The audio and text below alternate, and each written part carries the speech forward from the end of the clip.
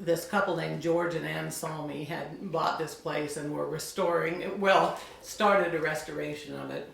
It had been used as a boarding house for many years.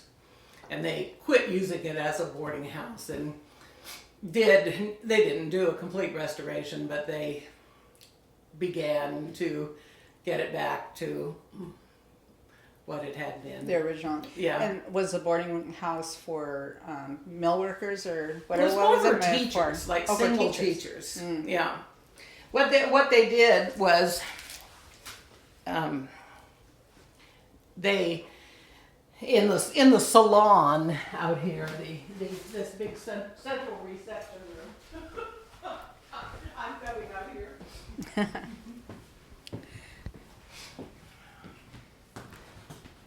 So all of these doors, all of these openings off the salon are pocket doors. Oh.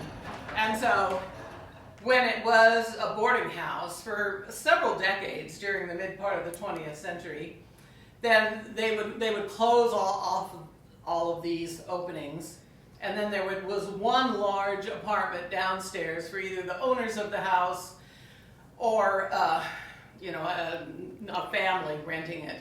And then they added bathrooms and kitchen facilities upstairs and made just 3 small apartments for single teachers. I see. The sitting room, nice. So the house was originally built the construction began in 1898, and the family, Tom and Florence Flippin, and their children, Tom and Florence, Not to be confused with their children, Tom and Florence. moved in 1900, but they were still doing work on it for another couple of years, and so it was really finished in 1902. So this is Tom and Florence Flippin, and they were just in their early 30s when they built this house. They got rich very quickly in the woods. They had met when Tom walked here from Cedar Mills at the age of 17 in 1881. And his parents had homesteaded in the Cedar Mills area near Beaverton. He walked here because Clatskanie was really the center of the logging industry, because at that time, at least in this region, because we had the Clatskanie River coming out of the Coast Range and then going into the Columbia. So they had a way, before railroads and highways, they had a way to get their logs to market. Because I was wondering about that. Yeah. So Tom's first job was as a skid greaser. That was the lowest level job in the logging industry. And skids were these roads that they made by laying logs on their sides. And then they would grease them with lard or wax to make it easier for the oxen pull the logs out of the woods. And he went to work actually for Florence's family in the Marshland area, about 5 miles west of here. I never knew what that meant. Right, because now skid greaser, skid greaser and skid road. I mean, that's or skid row. Right. That was where the terminology originated. Yeah. So, so he really was a skid greaser in the original meaning of the term. Okay, and who's the little girl? Well, I'm not sure who this little girl is. It could be one of the Elliott family. Because they had like 10 children. So, and Florence Florence Elliott was the oldest of the Elliott girls. And she had 3 older brothers and then a bunch of younger siblings. And she grew up then hunting and fishing and logging and farming with her brothers and her parents. And she was very much a pioneer woman, Because girls can do anything. Exactly, and took pride in those skills. And so when she turned 21, and by that time Tom was 23, he'd been working for the Elliots, for other logger farmers in the area, and probably also at the Westport lumber mill. they got married, and a married woman could take out a donation land claim of 160 acres, as could her husband, under the Donation Land Claim Act of 1850. And so Tom and Florence took out adjacent claims totaling 320 acres in the forest here in the foothills of the Coast Range just south of Clatskanie. And then Tom, in his 7 years of working, he had been able to save $750. So he took Which was a lot. Which was a lot then. Yeah. Right. And so then he took that money and he invested in more. They bought more land. They borrowed money and they bought an old mill that someone had started but hadn't completed on Roaring Creek, which is also up in that area in the mountains south of Clatskanie. Built that mill, got it running, hired people. And so by 1896, when Clatskanie had the first senior high school in Columbia County, and it was on this lot just where the old high school that was built in the 1940s is now. And so he bought this lot, the highest building lot in Clatskanie, next to the high school. Entrepreneur he was. Yeah, he was very entrepreneurial. Yeah. Yes. Yeah. And then he started saving the best lumber for his castle. Man's home is his castle that he was determined to build for him and his family. And so all of the lumber in this house was milled. Milled by was cut and milled by the Flippins. The only exceptions actually are the fireplace surrounds. Yeah, that's a little different. They were imported from England, and so they are original. This one was a fireplace. That's the original tile, which was American made, and then this one in here.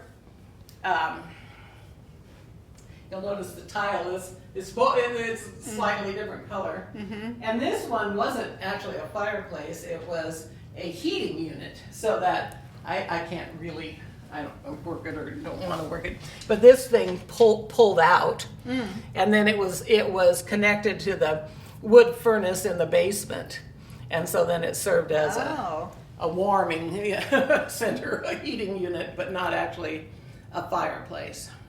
But that one in there was a fireplace. Was an actual, yeah. So, but because Florence, so their son, Tom Jr., wrote a memoir about his parents and about the building of this house. Many years later, actually, after the Salmies had it in the 70s. And so what I'm telling you, I know from that memoir, and he was saying that when he got older and was an adult, he was stopped on the street by an old logger who said, are you a Flippin? And he said yes, and the old logger said, your mother was the best saw filer I ever knew. So they hadn't had children for the first 6 years of their marriage, and she had worked right beside Tom, and she enjoyed that lifestyle. Yeah. She did not want to be. This castle on the hill was Tom's idea. It was not hers. And she didn't want to be the elegant lady in the castle? And be expected to, keep this house up to high standards, or entertain, or that they could afford servants. Yes. And so when they lived here, so we're going to come out here for a minute, if you don't mind. This door just locks, and we don't have a key to it. So she spent most of her time while they lived here working out in the yard. And she planted this rhododendron. Really? And you got to take a look at the trunk structure here. It looks like something out of Narnia or something. Oh my. That's like that one in Astoria. There's one that's huge, just ancient. And this has been cut back many times, but It does still bloom. But isn't that kind of fun to have that, Yeah. some original... So by 1907, they had divorced. Tom and Florence had divorced. Over the house? I don't know, that's what their son said, but I don't know. I'm sure there must have been other issues involved. And he moved to Rainier, remarried, built a sawmill up there. Never built another castle, but had more children. And we really don't know much about her other than by the time she passed away in the 1940s, she was living in Southern California. Oh. But I wanted to point out a couple of castle things about this house. So what is supposed to look like blocks in an old European castle is really just a facade of cement over the cement foundation that they scored to look like that. Yeah. And they built this moat-like entrance under here. Oh, yeah, yeah. And it goes through under the front steps.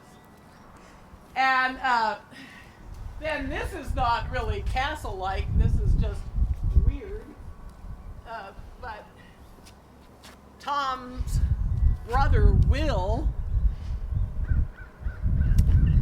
did all of the fancy shingle work, including this comet, big stars and a bunch of little stars, and a man walking on the moon.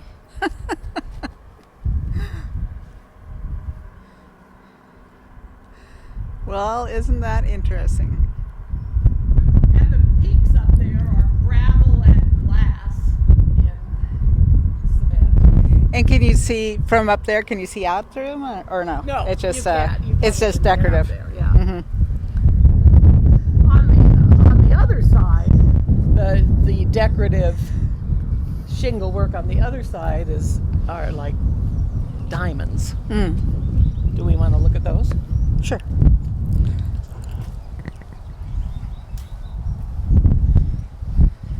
So it really is a unique house. It has elements of Queen Anne architecture, but also of colonial revival architecture. It's just kind of a Combination. eclectic place. See, so there's the diamonds up here. And it's been written up in at least 4 different books about Victorian architecture. Yeah. Primarily just because of the eclectic nature, I guess. That's interesting. But I just love this trunk. I know.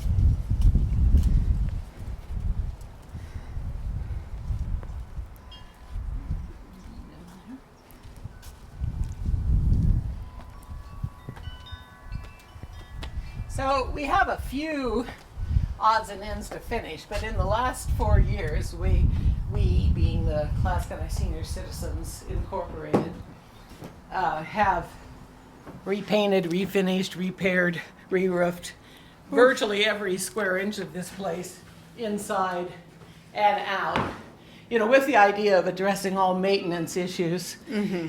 But also making it more attractive for people to visit, to have special events here. Mm-hmm. And then we also house the Clatskanie Historical Society, which I'm the president of. So this was probably just another parlor. Yeah. But we call it our music room because between the castle and the Historical Society, we've been gifted all of these a number of yes musical instruments, including. Okay, now we'll do a little sound effect. This is an Edison talking machine, and I like it because it has this lever thing that has several different functions. So it moves the needle over, like on the Victrola over there, you have to move it yourself. So it moves the needle, and then it lowers it. Modern. But no electricity, all mechanical. Wow.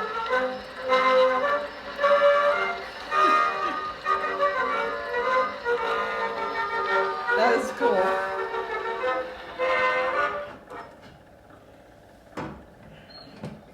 That is really cool. Oops. like my piano. I mean, it has that kind of, Does it? Yeah. you know. So this one has lived in the area since about 1896.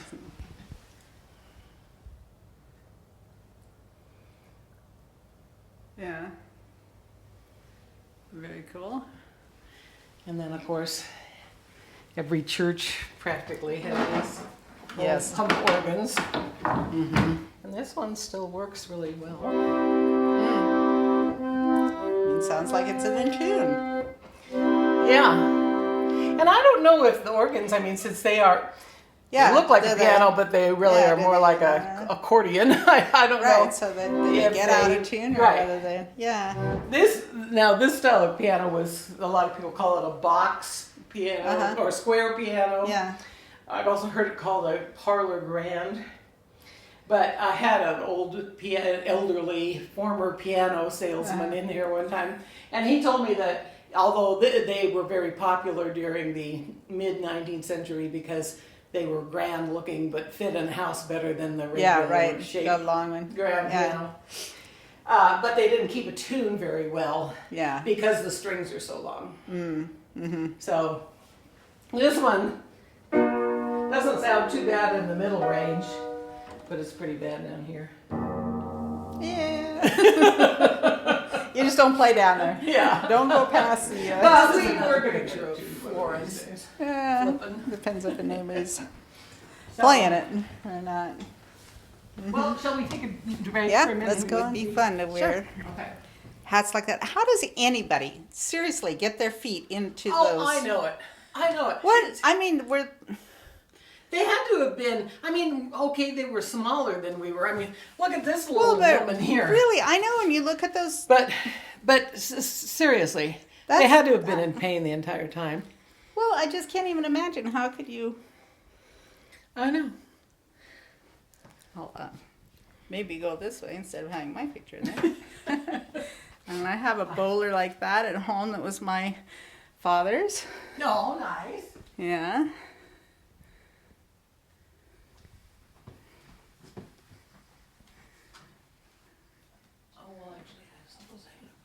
So this is the other room that we have available for overnight stays. Yeah.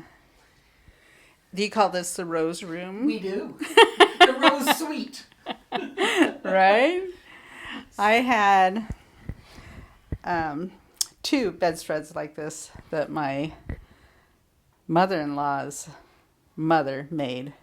Just hand crocheted and stuff, yeah. The one downstairs, the bedroom downstairs, my great grandmother made. Oh. This one was made, came from Edna Bradley's estate.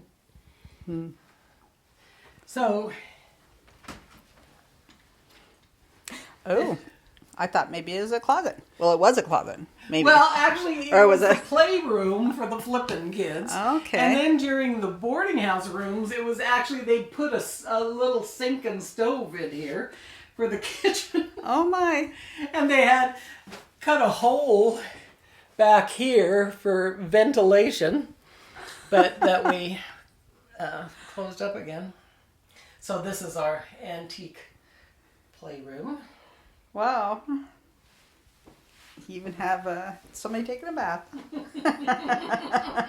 Well, we had this kind of small tub that had been refurbished, but we didn't have a place to put it, another place to put it.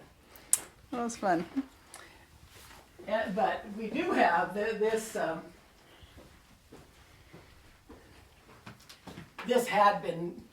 been a closet, and then it was made into a bathroom during, let me close the lid here, during the boarding house years, but it's been completely redone. We did that just for fun. That bathtub, that clawfoot tub came out of the Astor Hotel originally. Ah. But it's been here in this house, although not in that place, for a long time. And then this room in here is kind of our main museum room. And, all of the rest of the upstairs is a museum, but, we've got source books, a lot of school and local sports history.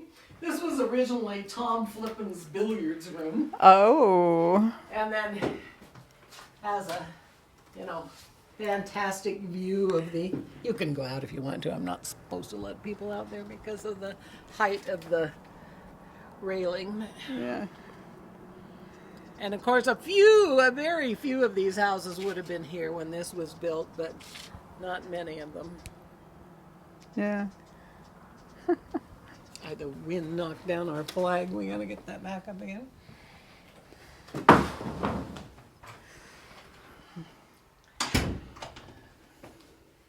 then let me turn some lights on here.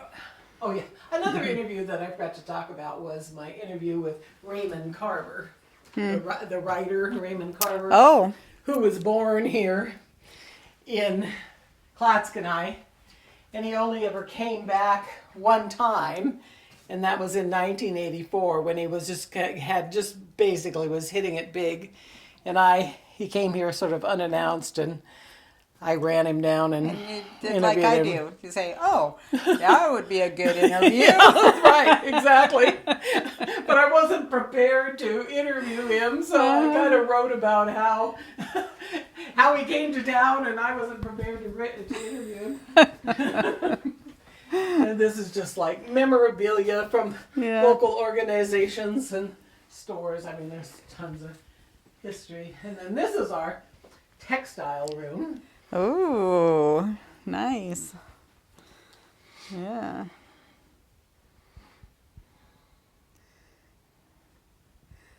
Old spinning wheel.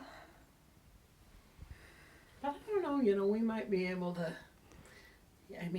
to put that day bed in here, like where those things are. Yeah.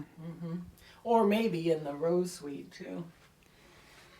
And then this room, this is the top of the south turret, and they had made this into a bathroom for this apartment, but it was like a 1920s era bathroom. And so we decided to strip it all down because we needed a place to display our logging equipment and pictures. Oh. Is Wow, this that's cool like or walking what? into a whole different. Yeah. Wow. And so like those pencil marks up there at the top, those are the original builders' pencil marks marking where they put the rafters. Oh. And then I get a kick out of the fact how, they had to cut the lumber to fit the round shape. And they kind of just did it as they needed to. Like, how do we make this crazy round room? Exactly. Wow, is that cool? This is like a surprise in here because you wouldn't have expected to see. Right.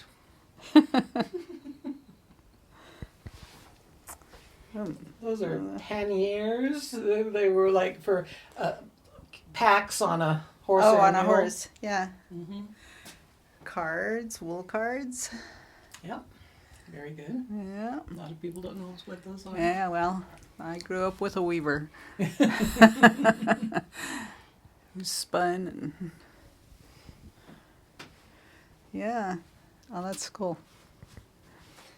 And so, do you know about Simon Benson? No.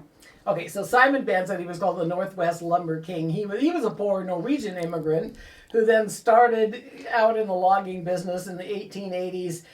Really struggled. He started out here in Clatskanie. Really struggled. Went worked for other people. Got started again on the Washington side of the river, over like in the Stella area, and then and he operated 6 lumber camps over there, and then he came back across the river, and at the height of his operation, he operated 9 lumber camps and owned 146,000 acres of timber here. Wow. And this is where he made his money. And then he was the Benson who went on to build the Benson Hotel in Portland, Benson High School, Benson Bubblers, fountains in downtown Portland. He loaned the state of Oregon money to build Highway 30, built Thank you. Crown Vista, Columbia Gorge Hotel. bought Multnomah Falls Huh. and donated it back for a Yeah. public park. So but he made his money in Clatskanie, and his right hand man was O.J. Evenson, whose whose Right. descendants are still operating. Benson sold out his holdings here in about 1910 or 12, and the Evensons bought about half of it, and Weyerhaeuser and some other places also bought some. So, but when Benson still owned the property here, he sent O.J. Evenson, who had experience building lumber mills like in Minnesota. He sent him to San Diego because he said that he felt, it's 1900 or right around there, that the next big building boom is going to be in Southern California. Oh. And so he built a lumber mill there. And then he and Mr. Evenson and a couple of other guys invented the first ocean-going log rafts. Okay. And they called them cigar rafts Yeah. because they were shaped like cigars. But they would raft the logs down out the Clatskanie River and into Wallace Slough, which is basically just an arm of the Columbia. Yeah. There's Wallace Island, and then that's where the Clatskanie goes into the Columbia. And they built what they called a cradle, this big frame, and these walls you could let down. And so then they just built, pushed the logs in, rafted them in there, built them up, tied them with huge chains, and then towed them out the Columbia over one of the most dangerous bars in the world, as we know, and then down 1,500 miles to San Diego, where they basically built San Diego with wood from Clatskanie, Oregon. Amazing. Yeah. Wow. Including the Coronado Hotel, which is that cool old hotel that sits right on the waterfront in San Diego that was built with logs from Clatskanie. Son of a gun. This West Oregon Lumber Company, that was the Flippin Company, which they started and built up, and then they sold it about the time they built this house, but then it was continued to run. And so that particular picture is their train, but the Benson logging, he really took logging from the oxen teams, and he built what they called steam donkey engines, which were stationary, but they pull the logs out of the woods. And then they built over 80 miles of narrow gauge railroad track around the Clatskanie area, and coming right down what is now Northeast 5th Street in Clatskanie, and to bring the logs out of the woods and dump them in the Clatskanie. Wow. But there were Benson was the biggest operation, but there were other smaller operations like the Flippins. So this would have been kind of the conditions that Florence Elliott Flippin preferred to living in this house. Instead of the castle. Yeah. Interesting. Well, that's cool. So, and this is... we didn't even know this door was here. It was walled over. She walked over. Because this was one apartment and this was another apartment. Oh, okay. So this is a room that we dedicate to two local doctors who served the Clatskanie community for a long time. One of them was Dr. Wooden, who finished his residency at Good Samaritan Hospital in 1907, and then he bought the practice here, and the practice came with a horse and buggy, but he needed to modernize, so he bought a 1907 Hup-mobile, which was one of, if not the first car in Clatskanie. When he retired 50 years later, the town threw him a big celebration in the city park, and just a second here, I got a picture. So this picture, this is Dr. Wooden right here, and all of the people in this picture are babies that he delivered. Yeah. Matter of fact, my father is right there. That's it. Yeah. And then the other doctor that we honor here is Dr. George, who was great big guy, and this is his wife Virginia, who was his nurse. And they came actually in the late 50s to the Westport area and then moved into Clatskanie. But before they came here, they were in northern Alaska. He was employed by the federal government as a territorial doctor traveling by dog sled out of Barrow from Eskimo village to Eskimo village. And he wrote this book about his adventures there called Eskimo Medicine Man that was published in the 70s by the Oregon Historical Society. And we're looking into the possibility of getting a reprint on it. Yeah. Because he was a very interesting man, and one of the things that he did, Is he the one that developed the first? Right, he developed first, which is a burn medicine, which a lot of people believe in, and he did get it approved. It was basically using fish oil that the natives in Alaska used, and he got it approved for first and second degree burns, and he tried for many years to get through the long, arduous, bureaucratic FDA process to get it approved for third degree burns. Yeah. Never made it. But this man here was a local man who got terribly burned electrocuted, really, and had horrible third degree burns. And he asked to be treated by Dr. Georgian first, and so they used his case study as evidence, for the effectiveness of the medicine in the FDA fight. But so those are pictures of his burns and how he recovered. Interesting. And then we just have one little room left. When this was a boarding house, so this was the bedroom.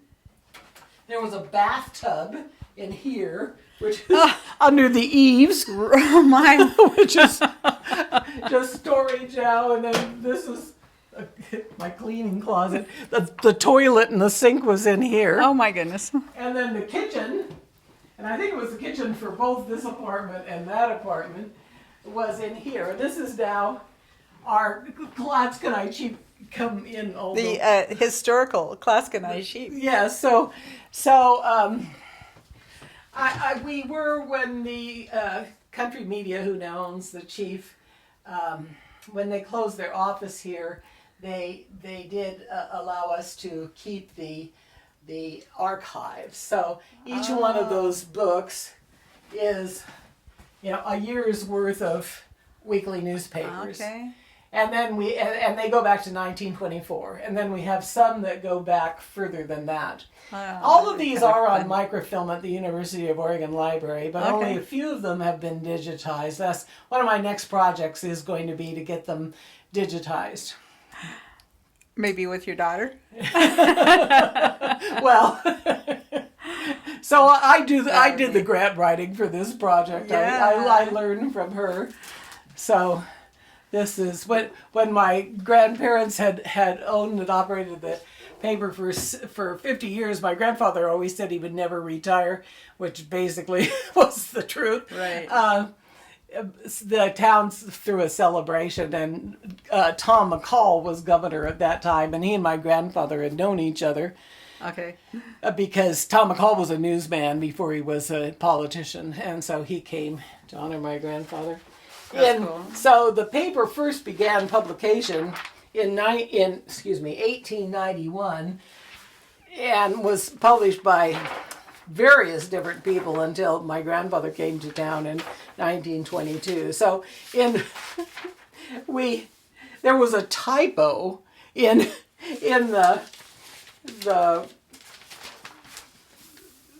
this area of the paper that said it was established, that used to say that it was established in 1890. So in 1990, my father and I were going through some old boxes at the chief office, and we found one copy, which we had never seen before, of the original issue, and it said 1891. But you could tell it was the first issue from what was written in here. Yeah. So then we had another year to plan our 100th year celebration. But because now you had to decide which year was the 100. Yeah. Well, so I actually went back year by year, checking that masthead area. Yeah. To see what it said, and I found the week that they had made the typographical error and had changed it from 1891 to 1890. So 1891 Is the official. is the official, and that was the same year that the Clatskanie became incorporated as. So that a makes city. sense, yeah. So it did make sense. So anyway, on May 30th of 1991, then we republished. We had to shrink it down to fit the sizes. We republished the original May 29, 1891 issue of the paper, and it was just 4 pages. So we wrapped our regular paper in the reproduction of the first one. Oh wow. But then the first editor was named F.L. Shute, S-H-U-T-E, and we really don't know very much about him at all. But it's got some that's interesting fascinating stuff in it. Is this a dictionary? It is a dictionary. Holy moly. I love that dictionary. We had that in the chief office. I mean, it's long. Actually, I think it's from the 30s. It was published in the 30s, which is really looks older than that. But it was in the chief office from the 30s until 2014. I learned to type on a typewriter similar to this. Yeah, me too. And ribbons. Remember, we had to replace the ribbons. So a local artist, Sandy Cox, did that watercolor of my grandfather, Art Steele. She actually did it from a photograph of him that had been in the Oregonian, I think. That's cool. Her mother and Mr. Barr drowned the first year that they were here, and she and her mother and the kids stayed and homesteaded up the Clatskanie River Valley, and they still have Bertie Barr Smith, a good friend of Margie's and mine. She still lives in the family home that was built about 1900, but they came in 1852, and so one of the only pre-statehood donation land claims, which is in a woman's name, is in the name with hers. Sarah Barr. Yeah. Oh, you go, woman. Yeah, absolutely. And her mother, Lucretia. And then she had a daughter, Lucretia, too, who actually wove that blanket there. Oh, this is... Wow, that's some fine work. So then... That's a picture of Simon Benson by Waukena Falls, which is just a little ways east of Multnomah Falls. But that was part of the property that he donated to. He actually first donated it to the city of Portland or Multnomah County, and then now it's Benson State Park. And so this man is Enoch Conyers, and he was one of those first 12. I mean, there were some families and some of them were bachelors, but they resulted in the first 12 donation land claims in the Clatskanie area. He wrote a journal of his trip over the Oregon Trail in 1852, which is on file with the Oregon Historical Society. They have the original journal. We have a copy of it here. Yeah. He was quite a character, and he had been an assistant postmaster in Quincy, Illinois, where he came from. Now, there's a little community about 5 miles from here, which is called Quincy, and I'm pretty sure that's why. That's why. Yeah. And when he finally got over the Oregon Trail in the fall, I think it was September, October, when they finally arrived in the Oregon City area, there was no good land right in that area to claim anymore. And he'd had such a hard time on the trail, he was actually thinking about going back to Quincy, Illinois. But he didn't have the money to do it. And so he heard that there was a lumber mill operating on what was then called Oak Point, which is now part of the Port Westward Industrial Site here, just due north, basically, a couple of miles of Clatskanie. And so he came down here with a friend to work at the mill and earn some money. And he met the Bryant family, who Okay. was another of those. Actually, the Bryant family accounted for at least 2 of those original 12 donation land claims because they were a large family. They had some kids still at home. Then they had a married son with wife and children. Yeah. So they all moved in that winter. They all moved back into the Clatskanie River Valley and took out their land claims.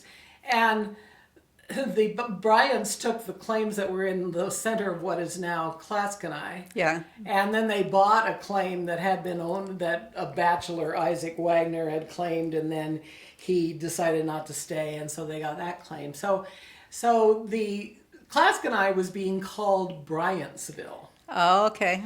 Well, Enoch Conyers fell in love with one of the Bryant girls and married her. And then he volunteered. He had, experience with the Postal Service. So he volunteered with the USPS to ride out to the river where it stopped, where the riverboat stopped, to deliver the mail, pick up the mail, bring it into town, and distribute it. He volunteered to do that for 4 years for free for the privilege of naming the town. Oh. And A little trade-off. yeah, and because a lot of people don't realize, but many towns I told you the story about the Birkenfelds having the mail delivered to the Birkenfeld general store, so it began being called Birkenfeld. My great aunt, my family name was Steele. My great aunt was born. Well, she used to laugh and say she was born in the post office in Steele, Idaho. So they lived in a totally agricultural area. Yeah. They just had a centrally located house where they delivered the mail, and then people would come to the Steele house to get their mail. So that's how towns got their names a lot of times, from where the mail was delivered. Right. So he apparently did not want it to be named Bryantsville after his in-laws. So he did. Sounds like a rocky relationship. He worked this deal with the Postal Service and named it after the small local tribe of Indians. Okay. All right. Interesting. Yeah. And interestingly enough, there's 3 cemeteries within the Clatskanie city limits, and one is on the north side of town. And it's officially called the Cedar Hill Cemetery, but it's known to most people as the Bryant Cemetery. Okay. And that's where the Bryants are buried. And then there's he's not. And he's not. Or his wife isn't buried there either. So he's the Maplewood Cemetery. And his homestead was more on this end of town. Yeah. So they weren't buried in the same cemeteries either. So I'm thinking, maybe there was a little bit of tension. Yeah, maybe a little. Who knows? But some of the early deeds, in fact, the deed to my house says Bryantville. Oh, really? Mm-hmm. Huh. Interesting. Yeah. Yeah. Very good. The castle is open by appointment anytime that's convenient for you and for me. So you can call me at 503-338-8268 or email dshazen13@gmail.com, and we'll get together. We can talk about special events. We can just take a tour. We can research in the museum and introduce you to life in a castle in 1900.